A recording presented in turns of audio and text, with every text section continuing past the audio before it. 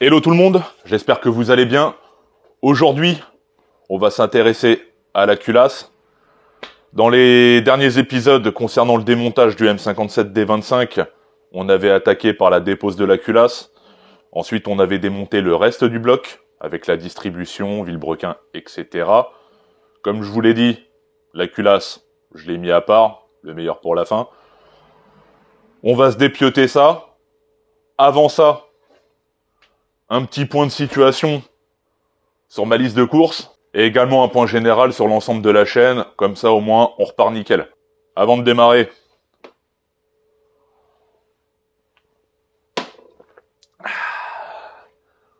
on finit le cafio. Pour ma liste de courses, comme je vous l'avais dit, échangeur durite silicone, c'est ok, c'est dans le coffre du cobaye chez Motortech. Ils ont eu des petits soucis de banc, ne vous en faites pas, ça va venir très vite. Les injos, c'était ok. Les nez ont été commandés. J'ai pris tout simplement des nez de M57D30, celui du 530D, en gros débit, pour conserver les angles de nos pistons. Capteur M50D, je l'ai mis avec une petite étoile tout simplement, c'est que on verra au fur et à mesure de l'optimisation. Si on arrive en limite de capteur, ça va être intéressant. Si jamais on n'est pas au taquet, il n'y a pas vraiment de soucis à se faire. Le capteur en place fera très bien le taf. Passage du turbo en électrique. J'ai vu qu'il existait des kits pour ce passage-là, ce qui serait intéressant. Vous vous souvenez de l'idée de vraiment supprimer tout ce qui est dépression, garder juste la pompe à vide pour le Mastervac, c'est tout. Je le laisse là pour le moment. Ensuite, concernant collecteur d'échappement, admission, ainsi que l'échappement, la ligne complète, c'est en cours. Donc le collecteur d'échappement, c'est ok. Enfin, ok. Dans la prise de contact, validation, il n'y a plus qu'à lâcher l'oseille. Hein. Échappement, pareil. Et collecteur d'admission sur mesure, ça reste en cours. Donc tout ça, dans l'optique de passer ce moulin-là en essence. Donc tout ça se prépare. Hein. Et puis si on peut faire un combo des deux, c'est-à-dire déjà tout mettre en mode mazout, et puis au moment du passage en essence, que 95% des pièces sont déjà présentes, comme ça au moins c'est fait. Puis si on peut tirer le meilleur des deux modes de fonctionnement, mazout essence. Et ensuite j'ai mis capteur de température et de pression d'huile, parce que oui, là on va commencer à atteindre, je pense, de certaines puissances. Et malheureusement nos chiottes ne sont pas équipées, enfin, on n'a pas de lecture en tout cas, de la température et de pression d'huile. Donc un simple voyant au tableau de bord, si jamais il y a un souci qui s'allume, pour moi c'est pas suffisant, donc je vais faire le nécessaire à ce sujet. Pareil, toujours une histoire d'investissement. Donc ça c'est pour la version évoluée, passage 2.0 en 2.1. D'ailleurs va falloir que je trouve un nom un peu plus exotique, si vous avez des idées. Le record conso actuel, inchangé. Ça quand le cobaye sera revenu et qu'on prendra les mesures de hauteur de caisse. Cette petite parenthèse là, j'ai juste marqué ça là, parce que bien sûr, on va en reparler. Hein. Là, je calculais rapidement le RL. Bon, là, je m'étais arrêté sur le 2,5 litres. Le D25 standard, le D25 en version N, celui du E60. Entre le RL, la hauteur entre guillemets de levée entre l'axe du vilebrequin et le point haut, la longueur de bielle, tout simplement pour calculer le RL, et savoir à peu près la vitesse de déplacement de notre piston qu'on va chercher bien sûr à descendre. Parce qu'on va essayer de chercher à lui faire prendre des tours. Sans tout dégommer au premier tir. Voilà pour ce qui est du petit tableau. D'un point de vue général, JS Motors, plus de son, plus d'image, donc j'ai lâché l'affaire, j'ai essayé de contacter d'autres personnes dans le coin. Corbet Motors, injoignable. Donc on va se la faire à l'ancienne, version labouine pour le coup, c'est le cas de le dire. On va faire ça de manière propre, mais au mieux de ce que j'ai comme équipement, hein, ça vaudra jamais une métrologie moteur. Bon déjà, un bon point, c'est que les 3 moulins démontés tournaient correctement au moment du démontage, donc on n'est pas sur un moteur en fin de vie ou complètement minchi, où il faudrait revoir la planéité de la culasse, etc., même si ça serait le mieux. J'ai passé commande de pas mal de choses, d'ailleurs la liste, je vais vous la ramener après, histoire que vous jetiez un œil. Parce que bien sûr, faut regarder tous les détails. Que ça soit les coussinets, différentes couleurs à respecter, par rapport au repère qu'on a sur le vilebrequin. Enfin, tous les petits détails que j'ai approfondis au fur et à mesure, et vous en faites pas, je vous partagerai tout ça au moment voulu. Donc, sujet d'aujourd'hui, culasse. Bon, bah, vous vous souvenez, hein, les deux arbres à cam avec leurs lettres que j'ai remis au bon endroit, du coup. E côté admission et A côté échappement. Le capteur de température de flotte qui est intégré directement sur la culasse. D'ailleurs, je crois qu'il fait température d'huile en même temps. Je crois qu'au niveau du filtre à huile, il fait que pression. Bref, on y reviendra. La dernière bougie de préchauffage à dégager, on va en profiter. Et puis là, pour l'heure, on va enlever tous les linguets, les poussoirs, et puis on va s'intéresser au ressort de soupape à dégager pour enlever chacune de nos soupapes. Pour aujourd'hui, je vais vous en enlever 3, c'est-à-dire une d'échappement et les 2 d'admission, parce qu'il y en a une côté turbulence et l'autre remplissage, pour voir un peu l'état général de ces 3 soupapes, et puis après, bah, l'opération se répète sur l'intégralité des 24. Le D25 qui était sur la servante atterrit ici, donc là, on a le D28 qui était au propre. On y reviendra et on lui refera un petit coup de propre. Ça pèse vraiment un poids de vache, cette merde. Modification du support moteur pour pouvoir piger directement notre vilebrequin sur la servante d'atelier. Sinon, j'aurais été obligé de reprendre le moulin avec la chèvre, le mettre à côté, mettre un volant moteur, piger, caler le vilebrequin, redémonter, remettre... Enfin, le chantier. Là, au moins, je vais pouvoir tout faire directement sur le support d'atelier. Pour ça, d'ailleurs, modification du volant moteur pour pouvoir qu'il passe entre le support et le bloc. Une simple petite modification. En parallèle, comme je l'ai dit, pas mal de matos est déjà arrivé, que ce soit pour un bloc ou même voir les deux. Là, j'ai réussi à trouver en Allemagne un joint de carter d'origine à 20 balles. La culasse, plus pas mal de choses. Faites attention au niveau des commandes sur Autodoc. Vérifiez bien le nombre. Je me suis retapé une commande parce que regardez, le kit, focus, c'est 16 pièces au lieu de 24. Donc faites attention, même moi je me suis fait baiser. Donc soyez vigilants. Que vous ayez bien le nombre d'éléments qui vous concernent par rapport à votre commande. Que dire d'autre dans ce coin-là? Si, la balance pour aller au-delà du gramme, donc ça va être pas mal pour notre équilibrage. En sachant que je vise la tolérance de 0,5, c'est-à-dire que l'ensemble piston-bielle entre chaque, qui est moins de 0,5 grammes de différence pour l'équilibrage le plus parfait possible. Donc là, dans ce coin-là, j'ai fait pas mal de rangements, comme ça on est prêt à attaquer dès que je reçois toutes les pièces. Ça va venir, on va pouvoir faire le comparatif des différentes bielles, des différents pistons pour chaque élément, pour chaque motorisation. Plastige obligatoire pour le coup, à défaut de faire ça en centre d'usine. Et pour le coup, je pense qu'on a fait le tour, donc on va attaquer notre culasse. Bon, nos arbres à cam, ça, c'était ok. On va se ranger ça dans un coin qui risque rien. Dans un premier temps, on a tous nos linguets. C'est tout simplement des bras de levier qui viennent pousser les soupapes par le biais de l'arbre à cam, le sommet de la tête de cam qui vient pousser notre linguet et puis actionner notre soupape. Petit rangement, le mieux c'est de tout de même remettre toutes les pièces à leur place. Bon, après, libre à chacun. Il n'y a pas de... Il n'y a pas comment dire, il n'y a pas de loup à ce niveau-là. Normalement, parce que ça reste des consommables, ça se remplace, mais bon. Le mieux, c'est de tout de même faire ça dans les règles de l'art, on va pas se mentir. On en profite de vérifier que tout est en bon état. D'habitude, je mets des gants, mais le problème, c'est que pour choper les poussoirs, après, je suis emmerdé. Ça glisse avec les gants nitriles, donc bon. Reste là, toi.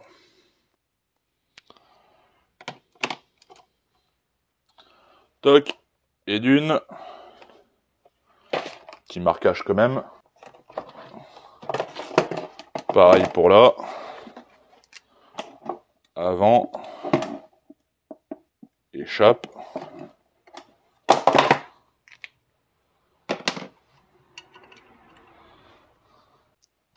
Le seul truc que je peux reprocher à ce moulin, c'est la culasse.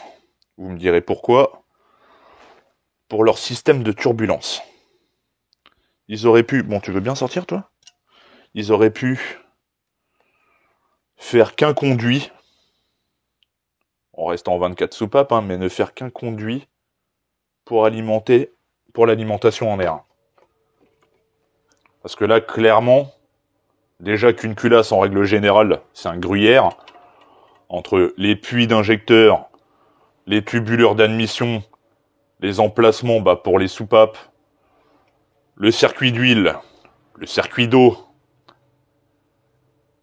les vis de culasse, et j'en passe. Donc tout ça fait que clairement, déjà que c'est un gruyère, et là de rajouter un conduit là-dedans, je vois pas le délire. J'ai pu m'intéresser d'ailleurs à ce sujet, à, si je puis dire, son homologue ou concurrent, ou appelez ça comme vous voulez. Moi, pour moi, la mécanique, c'est de la mécanique. J'aime tout ce qui roule et qui a un moteur thermique. L'OM 606 de chez Mercedes, qui est clairement... Oh putain, la vache. Qui est clairement un peu mieux foutu, au moins pour la culasse, que notre bon vieux M57. Dans cette fameuse réflexion de un conduit pour l'admission d'air. Et même esthétiquement.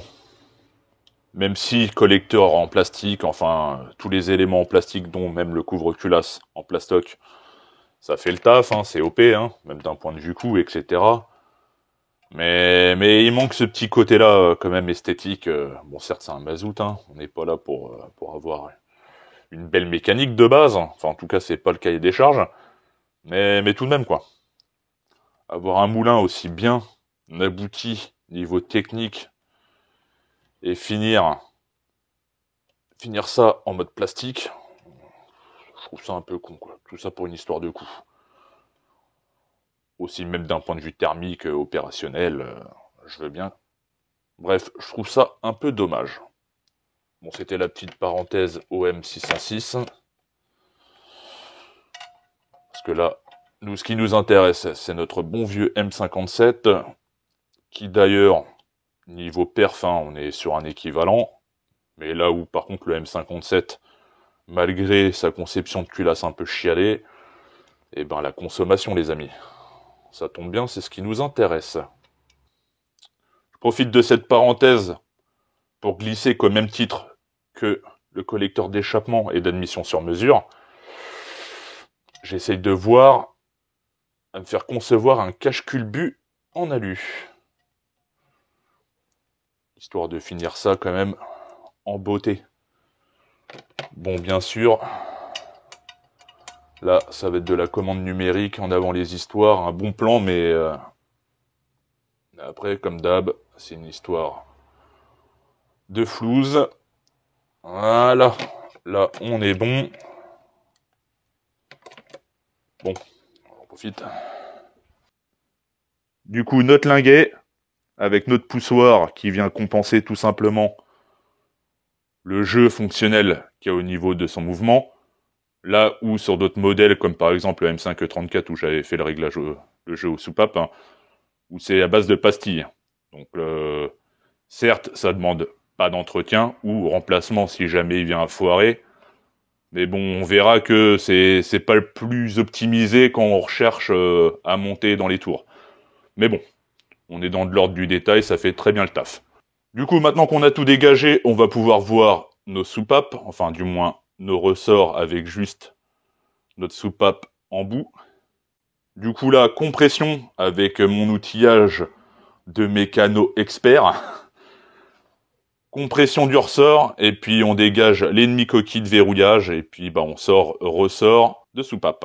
Préparation d'un bout de carton pour y mettre nos soupapes, enfin l'ensemble des éléments qu'on va pouvoir retirer, pour faire ça propre et éviter de les mélanger. Là où les linguets et les poussoirs, bon, les mélanger à votre guise. Par contre, les soupapes, remettez-les bien à leur emplacement. Je l'ai mis rapidement sur ce côté-là, Vite fait, pour faire une petite parenthèse au niveau de nos soupapes, par rapport à notre alésage 80 de notre D25 et alésage 84 de notre D30, c'est que pour un alésage différent, ils ont conservé tout de même tout l'ensemble au moteur, c'est-à-dire culasse, soupape, etc. Enfin, tout l'ensemble vraiment, que ça soit sur le D30 ou le D25. Les deux sont entièrement identiques. Et déjà, on voit que sur le diamètre 80, ça passe au poil de cul au niveau des soupapes. D'ailleurs, même les pistons eux-mêmes, on y reviendra, ont une forme un peu différente au niveau des empreintes de soupapes. Donc en gros, ces diamètres de soupapes-là sont vraiment pile poil pour le diamètre 80. Et malheureusement, bah tu peux pas mettre plus gros, hein, ça c'est net. Dans cette réflexion-là, sur un alésage 84, potentiellement, on peut aller chercher plus gros. C'est exactement ce qu'ils ont fait sur les D30 N2. Bon, le bloc est en alu, mais toutes les soupapes d'admission ont pris quelques millimètres en plus. Donc pour ceux qui ont des moteurs N, je vous invite à vous intéresser aux culasses des N2. Normalement, je crois en plus c'est exactement les mêmes. Ça se monte en lieu et place. Donc si vous voulez grappiller un peu de perf et surtout du remplissage pour pas trop de dépenses, hein, parce que c'est du plug and play, c'est cadeau. Bon, maintenant, on va les sortir. C'est sûr que le mieux, c'est d'avoir l'outil qui va bien. Pince que je suis. Eh ben, écoutez, on va faire ça comme ça dans un premier temps. Mais clairement, il va falloir que j'investisse, hein, ça, histoire de paraître un peu plus sérieux, quoi. Parce qu'avec mon serre-joint, ça va 5 minutes. Alors, je vais mettre ça là où il n'y a pas la bougie de préchauffe, tant qu'à faire. Voilà. Mais le principe, vous l'aurez compris, c'est de venir comprimer notre ressort. Donc là, moi j'ai mon petit serre-joint. Créer un outil. Bon là, j'ai sacrifié une douille que j'avais en rab. Ça sera mieux dans ce sens-là. Pour pouvoir créer des lumières et pouvoir enlever mes demi-coquilles avec un petit aimant. Ma soupape, elle est là. On va attaquer le côté admission.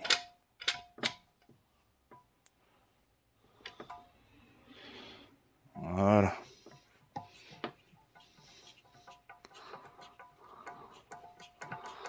Là, tout simplement. Petite lampe. Là, tu vas pouvoir voir que les demi-coquilles sont prêtes à être enlevées. Donc, t'as plus qu'à y claquer l'élément dans cette petite fenêtre de tir. Et puis voilà. Après, t'as plus qu'à sortir le tout. Plus on comprimera, mieux ce sera. De une.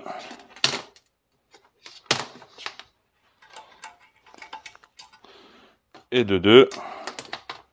Et ensuite, on vient relâcher délicatement.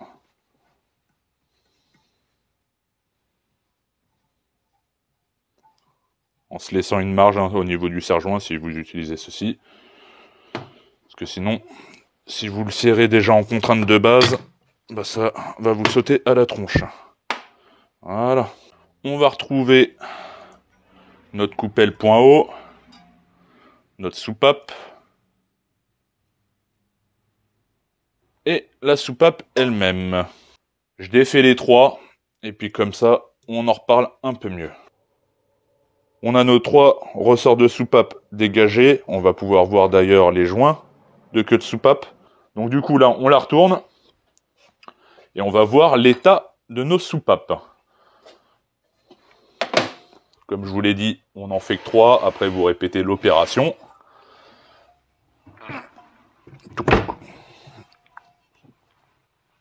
Toc. On va essayer de faire un bon zoom. Donc on a dit une d'échappement qui, elle, est la plus jolie, hein, clairement. Je sais pas si vous allez la voir correctement. Lampe. Celle d'échappement est clairement la plus jolie. Ce que j'ai pu remarquer. Bon, peut être fortement calaminé en cas de fort kilométrage, mais facilement nettoyable. Et bah, ni vu ni connu, hein, ça reste très propre à ce niveau. Ensuite, on va retrouver celle d'admission, mais côté remplissage, qui elle aussi est plutôt propre normalement. Un peu plus calaminé, mais ça va. Bien sûr, hein, tout ceci, c'est les vapeurs d'huile et le GR. Franchement, elle est carrément propre comparée à celle du D30. Quand je les ai démontés, j'en ai même fait un reel sur Instagram, tellement c'était incroyable. Mais bon, c'est pas le conduit le plus sujet à la crasse. C'est celui côté turbulence. Et ben franchement, le moulin il est carrément propre. Ah ouais. Par rapport à ce que j'ai pu voir sur le D30, en tout cas en comparatif, c'était incroyable. Bon, on voit quand même qu'il y a du dépôt. Hein. C'est pas Focus peut-être. C'est pas tout lisse, mais franchement, rien à voir comparé à ce que j'ai pu avoir. On en profite pour faire un tour à ce niveau. Donc là, rien d'anormal. Là, on voit que c'est quand même pas mal crasse-pouille. Vapeur d'huile GR pour rappel. Et au niveau des turbulences. Bon bah, il n'y a plus qu'un. Hein. Ça se fait bien, c'est du temps, hein. Même par rapport à tout ce qui est rodage, hein, etc. Donc là, on voit celle-ci. Oh, il y a trop de bordel par là. Mais celle-ci, j'ai refait ça propre. De toute façon, celle-ci va y passer aussi. J'ai laissé chaque culasse avec son bloc, c'est-à-dire celui-là, ça sera pour le D25. Et celui-ci va aller sur le bloc du D30.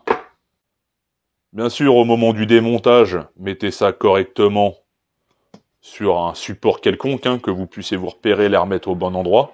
Du coup, dernier point concernant notre culasse.